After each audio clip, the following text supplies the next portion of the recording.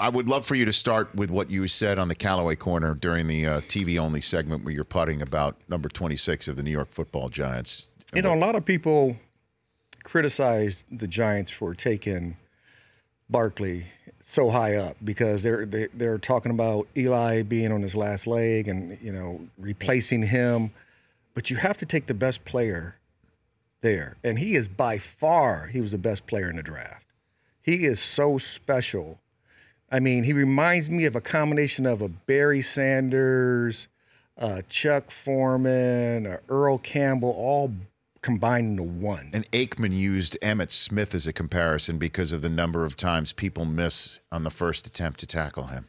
Yeah, and his runs that he makes, the first touchdown run he had this year, where he scampered through the middle, jotted to the right, and it was like a 68-yarder or something of that nature. Mm-hmm. He made 3 people miss, and then he outran everybody with their angles when he got to the sideline. That is not normal. And you don't talk about rookies this way ever. I normally don't, but that's not normal. You see flashes of greatness, but this kid is really special. Who was the toughest running back you ever had to tackle?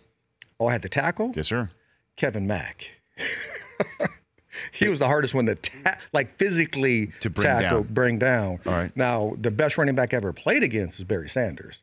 He was the one guy that when you played against him, we had rules for our defensive ends. They couldn't get too high up toward the quarterback because if you gave him a running lane, he was going to take it. And then another rule was that we didn't fold early. What do you mean? Meaning, so if I'm on the right side and he's going to the left, we stayed because he was going to come back.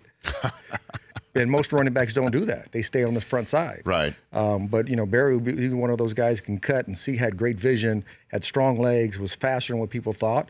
And this kid is faster than what people think he is, too. The Rich Eisen Show, weekdays at noon Eastern on Audience.